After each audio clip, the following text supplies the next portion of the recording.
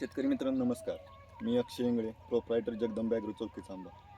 शेतकरी मित्रांनो, मिरची आणि कलिंगड लावते वेळी अशा पद्धतीने मल्चिंग पेपरचे होल मातीने पूर्णपणे भरून घ्यायचे आहेत. याचा फायदा असा होतो, जी मल्चिंग पेपरच्या आतमध्ये हीट तयार होणार आहे ती डायरेक्ट रोपांना न लागता रोपांचं संरक्षण होते. जर डायरेक्ट रोपांना हीट लागली तर तिथं रोपं मरण पावण्याची भीती राहते. आणि ज्यावेळेस कलिंगडाचा फुटवा निघतो, तो फुटवा माती न भरल्यामुळे मल्चिंग पेपरच्या आतमध्ये जात असतो आणि त्यामुळे सेटिंगला खूप प्रॉब्लेम येतात. त्यामुळे असं खड्डं भरून घेतल्यामुळे तो प्रॉब्लेम राहत नाही.